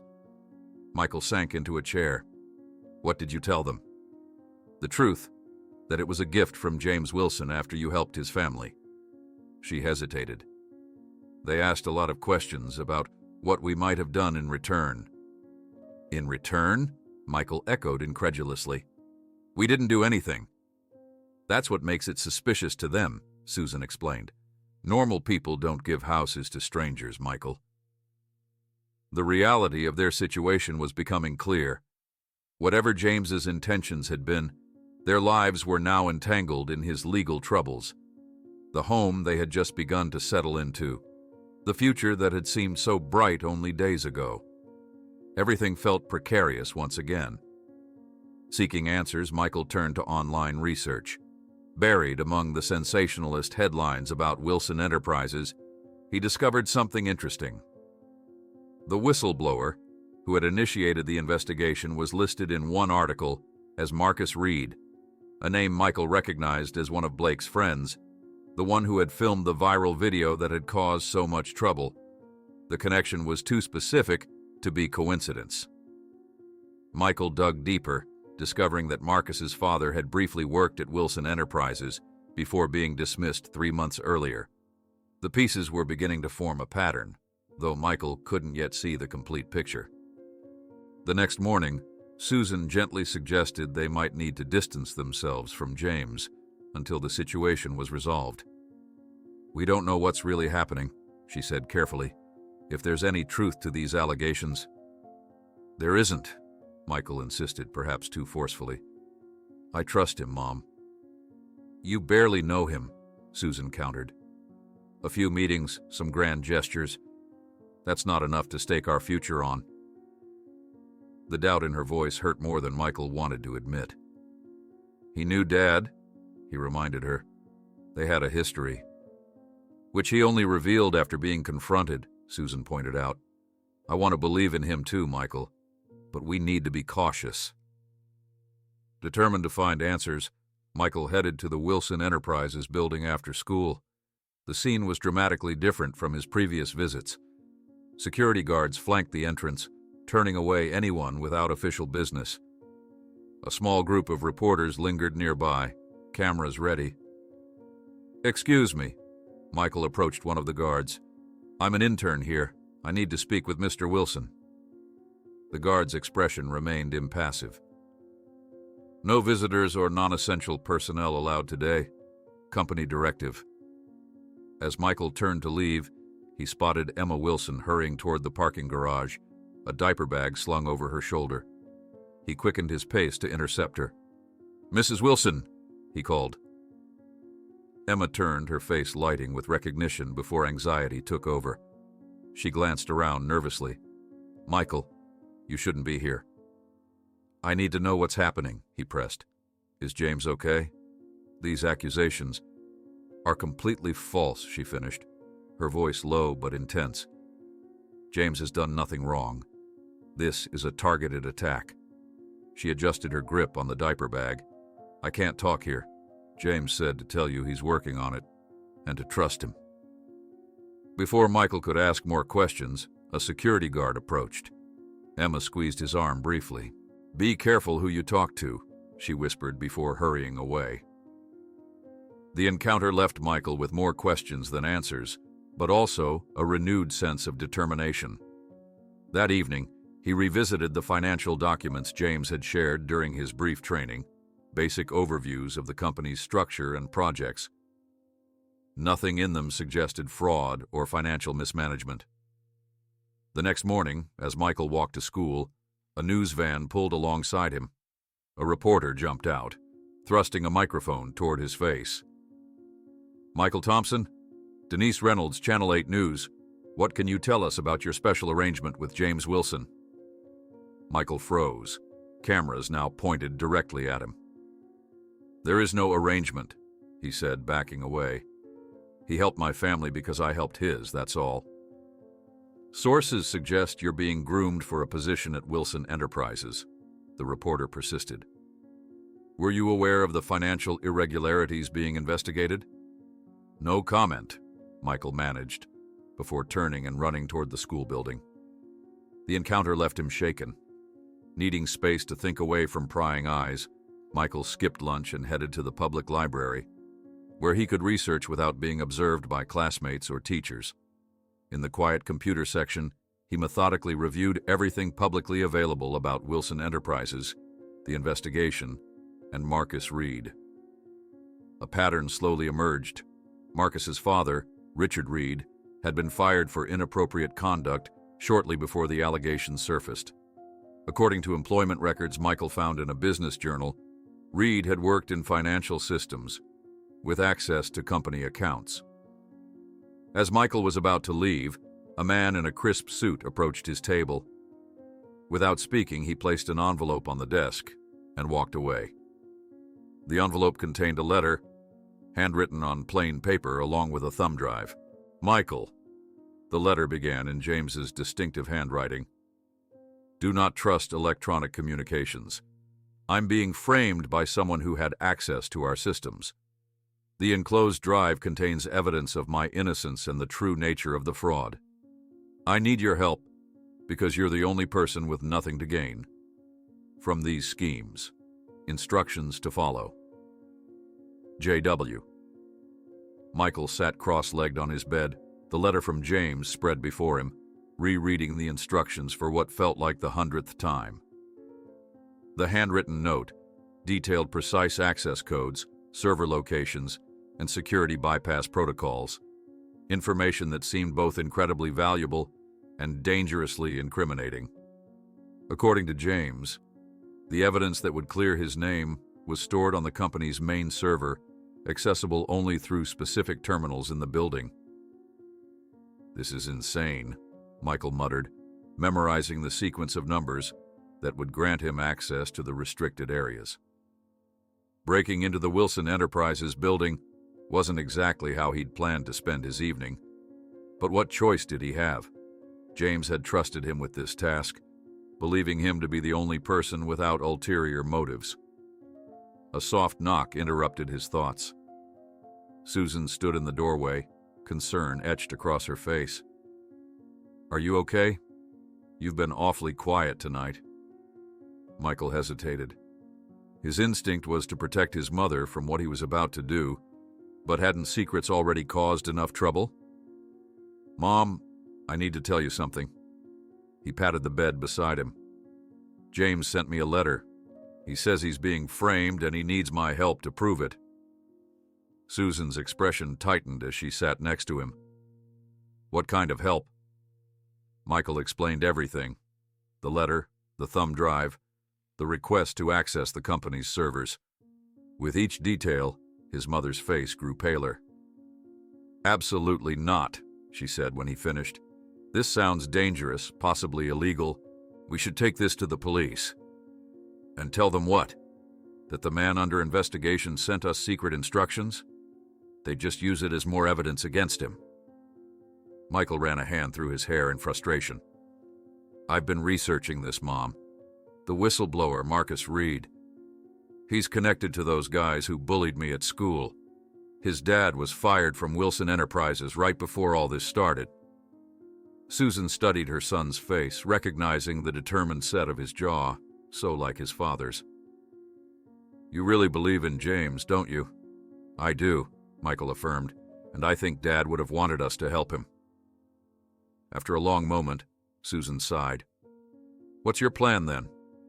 Relieved at her implicit support, Michael outlined what he needed to do. James had provided a security access card in the envelope, along with a specific time, 10 p.m., when most of the building would be empty except for minimal security. "I'll go with you," Susan said firmly. "I'll wait nearby in the car. If you're not out in 45 minutes, I'm calling someone, though who that would be, I have no idea." As they prepared to leave, Michael tucked the thumb drive into his pocket, along with the access card and instructions. The gravity of what he was about to do settled over him like a physical weight. If caught, he could face serious charges, but if he did nothing, James might be wrongfully convicted. They arrived at Wilson Enterprises at 9:45 p.m., parking a block away. The building was mostly dark, with only security lights illuminating the lobby and occasional windows on upper floors. 45 minutes, Susan reminded him, checking her watch. Be careful. Michael nodded, slipping out of the car. He was halfway across the street when a figure stepped from the shadows, causing him to nearly jump out of his skin. Thompson, is that you? Michael squinted in the dim streetlight. Tyler? Tyler Reynolds, Blake's older brother and the former ringleader of Michael's tormentors, stood before him, hands shoved deep in his pockets. His usual swagger was absent. What are you doing here? Michael demanded, immediately suspicious. Tyler glanced around nervously. Wilson sent me, said you might need backup. Why would James send you of all people? I've been in the mentorship program for 3 weeks, Tyler explained. After you kicked our asses in court, my dad made me apply. Said I needed to learn there are consequences for being a jerk. He shrugged. Wilson's actually been decent to me, even knowing what I did to you. I don't believe this fraud crap for a second. Michael studied Tyler's face, searching for any sign of deception. Finding none, he made a split-second decision. Fine, but follow my lead. One wrong move, and I'm out. Together, they approached the service entrance James had specified in his instructions. Michael swiped the access card, and the door clicked open with surprising ease. He said to use the stairs, Michael whispered, consulting the building layout James had drawn. The server room is on the 4th floor. The stairwell was dimly lit and eerily quiet, their footsteps echoing despite their attempts at stealth. When they reached the 4th floor, Michael cautiously opened the door, peering into an empty hallway lined with glass-walled offices. This way, he directed, moving toward a secure door at the end of the corridor. Another swipe of the access card, followed by a 6-digit code on the keypad, and they were inside the server room, a climate-controlled space humming with equipment. What exactly are we looking for? Tyler asked, eyes wide as he took in the rows of blinking servers. James said there are files that prove Marcus's dad was the one stealing funds, not him. Michael moved to a terminal in the center of the room. We need to access the main server and download the evidence. Logging in with the credentials James had provided, Michael navigated through layers of security, following the instructions precisely. Tyler stood watch by the door, periodically checking the hallway. Found them, Michael said after several tense minutes. Hidden files showing how Reed was diverting small amounts from multiple accounts over the past year. As he dug deeper, the magnitude of the deception became clear. Richard Reed had been systematically embezzling funds, creating a complex trail of transactions that, when discovered, would appear to implicate James. Look at this, Michael called Tyler over. Emails from Reed to his son Marcus, talking about how they'll make Wilson pay for the firing. They were planning this revenge for months. That's my proof right there, Tyler said, pointing to another email. Marcus bragging to his dad about editing that video of you and Wilson. They've been working together to set both of you up. Michael quickly transferred the files to the thumb drive James had provided. Just as the download completed, a shrill alarm pierced the silence. Someone's coming, Tyler hissed, peering through the small window in the door. Security guard at the end of the hall. Michael yanked the thumb drive free and shoved it in his pocket. Is there another way out? Emergency stairs at the other end, Tyler pointed, but we'd have to cross the main office area. They slipped out of the server room and hurried through the darkened office space, ducking behind desks when the beam of a flashlight swept nearby. The emergency exit was in sight when the alarm suddenly escalated, lights flashing throughout the floor. They know we're here, Michael gasped as they pushed through the emergency exit door.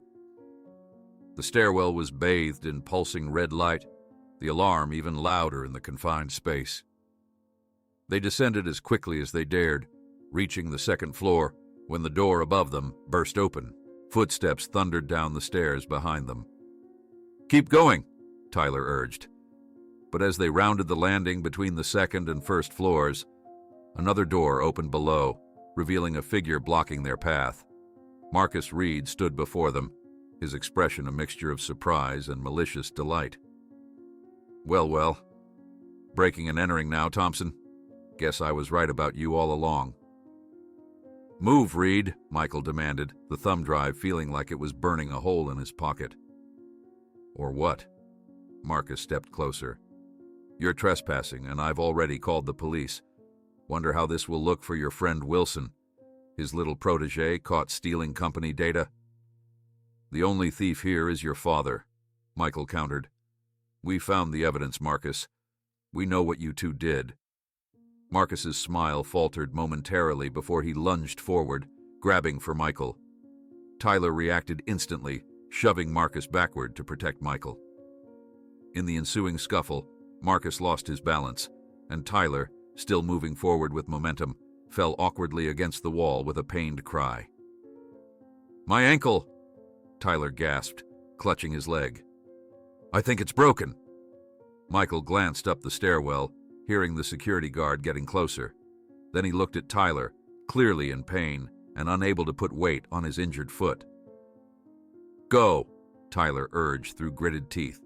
"Get that drive to Wilson. I'll handle security." For a split second, Michael considered making a run for it. The evidence was what mattered, the proof that could save James. But looking at Tyler, who had once been his tormentor and was now risking everything to help, Michael couldn't bring himself to leave. "Not happening," he decided, crouching to support Tyler. "We go together." Marcus had recovered and was blocking their path again. "You're both finished," he sneered.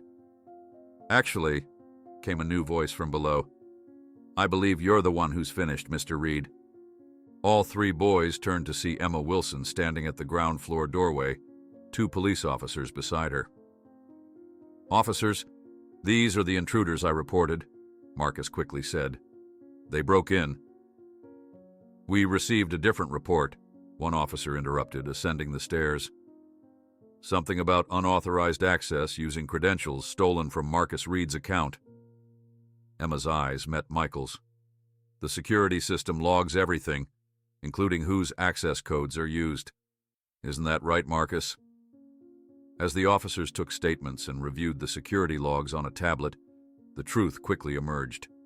Marcus had used his father's old credentials to enter the building minutes before Michael and Tyler arrived, triggering silent alarms that alerted Emma, who was monitoring the system remotely. Michael handed the thumb drive to Emma. "Everything's here," he said quietly. "All the evidence James needs." She nodded gratefully, then glanced at Tyler, who was being examined by paramedics who had arrived on the scene. "Your friend needs medical attention. That was a brave thing you did, helping Michael." "He's not exactly," Michael began, then reconsidered. "Yeah, he was brave. Guess people can surprise you." Outside, Susan rushed forward as Michael emerged, enveloping him in a tight hug before examining him for injuries. "What happened? I saw the police cars and thought, 'It's okay, Mom,'" Michael assured her. "We got what we needed. The evidence that will clear James's name." As paramedics helped Tyler into an ambulance, Michael and Susan watched Emma speaking intensely with the police officers. Despite the success of their mission, a sense of unease lingered. "Do you think this will be enough?" Susan asked. Before Michael could answer, a breaking news alert flashed on a nearby store's television display through the window. "James Wilson arrested. Businessman accused. May face 20 years in prison. Decisive evidence to be presented in court tomorrow." The municipal courthouse buzzed with tension as Michael and Tyler burst through the doors, both breathing heavily from their sprint. Tyler winced with each step, his ankle hastily wrapped and braced at the emergency room just hours earlier. In his hand, Michael clutched the thumb drive containing the evidence they'd risked everything to obtain. "Where's the Wilson hearing?" Michael asked the security guard, who pointed toward courtroom C. "You're cutting it close," the guard warned. "They started 20 minutes ago." The boys exchanged worried glances before hurrying down the corridor as fast as Tyler's injury would allow. Outside the courtroom, they found James's attorney, a stern-faced woman named Catherine Chen, pacing anxiously. Michael Thompson. Her expression shifted from skepticism to relief when she spotted them. James said you might come. Do you have it? Michael handed over the thumb drive. Everything's here. The hidden accounts, the emails between Marcus and his father planning the setup, all of it. Ms. Chen took the drive, quickly inserting it into her laptop. Her eyes widened as she scrolled through the files. This is... She looked up at the boys. This changes everything. Wait here. She disappeared into the courtroom, leaving Michael and Tyler in the hallway. Through the partially open door, they could see James seated at the defense table, his normally confident posture diminished. He appeared tired, shoulders slumped under his expensive suit, as the prosecutor addressed the judge. James looks rough, Tyler murmured. Wouldn't you? Michael replied. Everything he's built is at stake. Inside the courtroom, they could hear the prosecutor's voice rising with conviction. Your Honor, the evidence clearly establishes a pattern of financial misappropriation.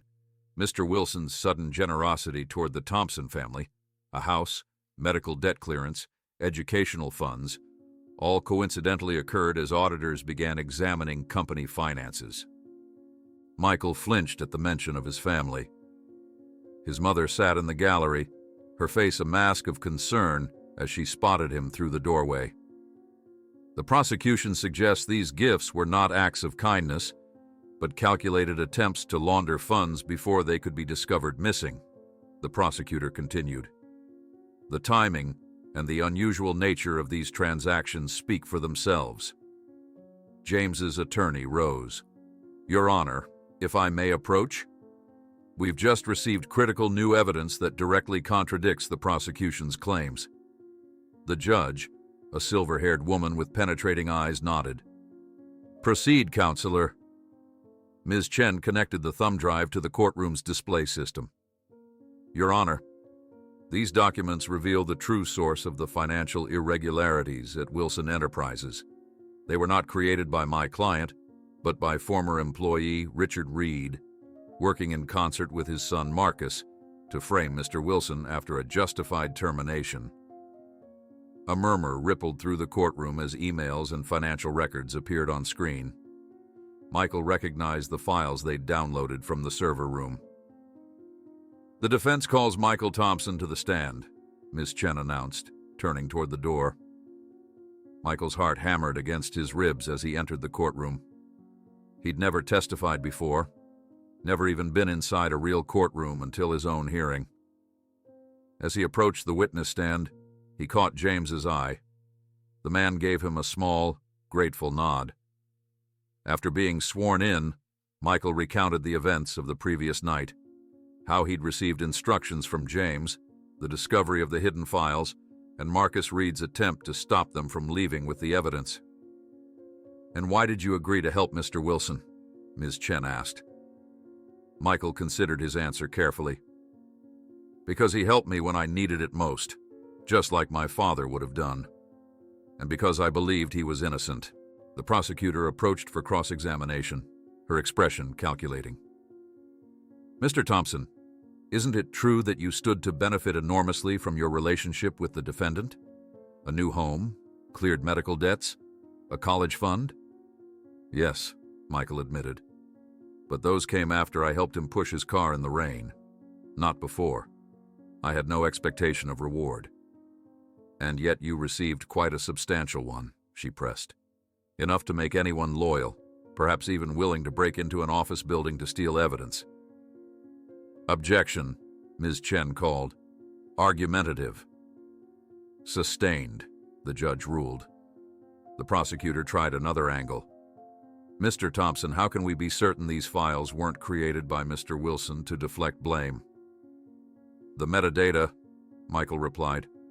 The creation dates and access logs show they existed months before the investigation began, when no one had any reason to fabricate evidence. The technical explanation clearly caught the prosecutor off guard. She hadn't expected such a thorough understanding from a teenager. Next, the defense called Tyler Reynolds, whose testimony corroborated Michael's account. The surprise of seeing one of the boys who had once bullied Michael now speaking in his defense wasn't lost on anyone in the courtroom. "Why did you help Michael last night?" Ms. Chen asked Tyler. Tyler glanced at Michael before answering. "Because Wilson gave me a chance when nobody else would. He knew about the trouble I'd caused, but instead of writing me off, he offered me a place in his mentorship program. Said everyone deserves the opportunity to be better than their worst mistakes." The judge called for IT forensic experts to verify the authenticity of the files. After a 30-minute recess, they confirmed that the evidence hadn't been tampered with and that the access patterns matched Richard Reed's credentials.